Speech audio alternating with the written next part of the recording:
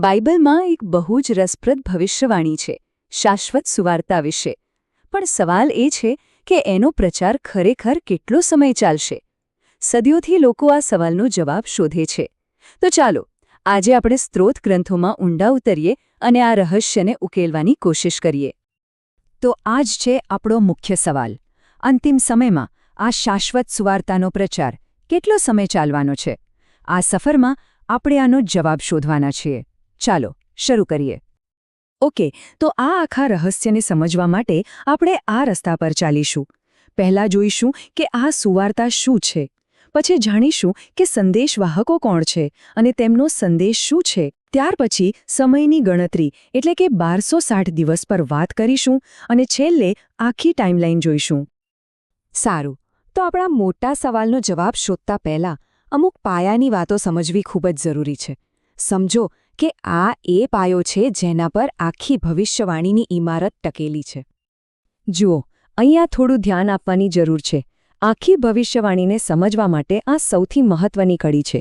સ્ત્રોત ગ્રંથો પ્રમાણે અમુક વસ્તુઓ જે અલગ લાગે છે એ ખરેખર એક જ છે. જેમ કે જે 1,44,000 લોકોની વાત છે એ જ 2 સાક્ષીઓ છે. અને જ્યારે કહેવાય કે મોહર મારવામાં આવી તો એનો અર્થ એ જ છે કે નાની પોઠી મળી. આ જોડાણ સમજવું ખૂબ જ જરૂરી છે, કારણ કે આના વગર આગળની વાત ગૂંચવાડાભરી લાગી શકે છે. તો પહેલો સવાલ, આ ખાસ સંદેશ દુનિયા સુધી પહોંચાડશે કોણ? આ સંદેશવાહકો છે કોણ? ચલો એમની ઓળખ કરીએ. સૌથી પહેલાં વાત કરીએ 1,44,000 લોકોની. પ્રકટીકરણના પુસ્તકમાં તેમને પ્રથમ ફળ કહ્યા છે, એટલે કે માનવજાતમાંથી પસંદ કરાયેલા ખાસ લોકો. એમના વિશે કહેવાયું છે કે તેઓ સંપૂર્ણપણે નિષ્કલંક છે અને એમના કપાળ પર ઈશ્વરની મોહર છે. આ મોહર જ એમને એક ખાસ મિશન માટે અલગ તારવે છે. હવે બીજું નામ જે આવે છે તે છે 2 સાક્ષીઓનું. એમને એક ચોક્કસ કામ અને ચોક્કસ સમયગાળો સોંપવામાં આવ્યો છે, એટલે કે 1260 દિવસ માટે ભવિષ્યવાણી કરવાનું. એમની ઓળખ 2 જૈત વૃક્ષો અને 2 દીપ વૃક્ષો તરીકે પણ અપાઈ છે. તો હવે સૌથી મોટો ખુલાસો, સ્ત્રોત ગ્રંથ શું કહે છે ખબર છે? એ કહે છે કે આ 1,44,000 લોકો અને 2 સાક્ષીઓ એ કોઈ 2 અલગ જૂથ નથી, એ એક જ છે. એટલે કે જે લોકો પર ઈશ્વરની મોહર લાગી છે એ જ લોકો નાની પોથી ખાઈને ભવિષ્યવાણી કરવાના છે. એક જ ટીમ, 2 અલગ વર્ણન. ઓકે, તો સંદેશવાહકો કોણ છે એ તો આપણે જાણી લીધું. પણ હવે બીજો સવાલ, એમનો સંદેશ શું છે? એવું તો શું ખાસ કહેવાના છે તેઓ દુનિયાને? એમનો જે સંદેશ છે ને એ પ્રકટીકરણ 10માં ઉલ્લેખિત નાની પોથીમાં છુપાયેલો છે અને સંદેશવાહકોને એ પોથી ખાઈ લેવા માટે કહેવામાં આવે છે. હવે આનો શાબ્દિક અર્થ નથી કરવાનો. આનો મતલબ એ છે કે એ સંદેશને એટલો ઊંડાણપૂર્વક આત્મસાત કરી લેવાનો છે કે એ તેમના અસ્તિત્વનો જ એક ભાગ બની જાય. તો આખરે એ સંદેશ છે શું? સાંભળો, એ કોઈ સામાન્ય ધાર્મિક ઉપદેશ નથી. એ એકદમ સ્પષ્ટ અને તાકીદની ચેતવણી છે.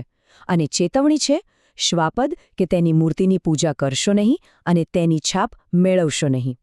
શ્વાપદ એટલે અંતિમ સમયમાં ઊભી થનારી એક દુષ્ટ સત્તા. અને આ ચેતવણીને હળવાશથી લેવાની ભૂલ બિલકુલ ન કરાય, કારણ કે પ્રકટીકરણ 14 એકદમ સ્પષ્ટ શબ્દોમાં કહે છે કે જે કોઈ પણ શ્વાપદ અને તેની મૂર્તિની પૂજા કરશે અને એની છાપ લેશે એને ઈશ્વરના ભયંકર કોપનો સામનો કરવો પડશે. આ વાતમાં કોઈ જ શંકાને સ્થાન નથી. સારું, તો હવે આપણી પાસે સંદેશવાહકો છે અને એમનો સંદેશ પણ છે. તો હવે સમય છે આપણા મૂળ સવાલ પર પાછા આવવાનો. આ બધું કેટલા સમય સુધી ચાલશે? અને સ્ત્રોત ગ્રંથ આનો એકદમ ચોક્કસ જવાબ આપે છે. અને એ જવાબ છે 1,260 દિવસ.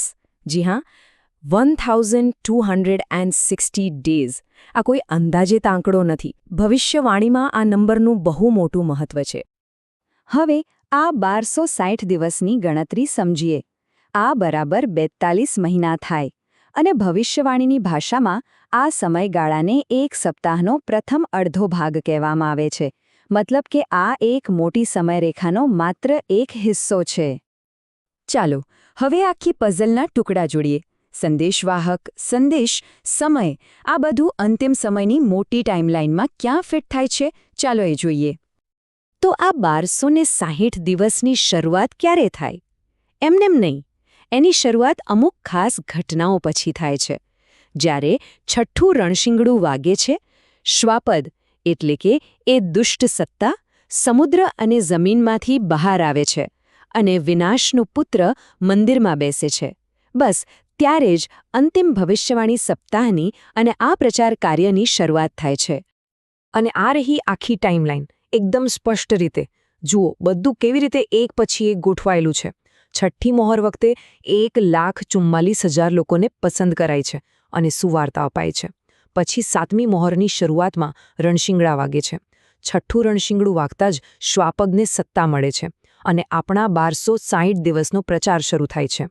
આ 1260 દિવસ પૂરા થાય એટલે એક સપ્તાહનો પ્રથમ અડધો ભાગ પૂરો અને પછી શરૂ થાય છે બીજો અડધો ભાગ, જેમાં 7 વિપત્તિઓ આવે છે. બધું એકદમ ક્રમબદ્ધ છે. તો અંતે એક સવાલ, આ બધી વાતો ભલે ભવિષ્યની હોય પણ એનો સાર શું છે? જો આ આખો સંદેશ બળજબરીથી થતી ઉપાસના સામેની ચેતવણી છે તો એ આપણને શું શીખવે છે? એ આપણને વિશ્વાસ અને પ્રતિકારના સ્વરૂપ વિશે વિચારવા મજબૂર કરે છે. કોઈપણ યુગમાં દબાણ સામે સત્ય માટે ઊભા રહેવાનો અર્થ શું છે? આ સવાલ સાથે આપણે આજના વિશ્લેષણને અહીં વિરામ આપીએ છીએ.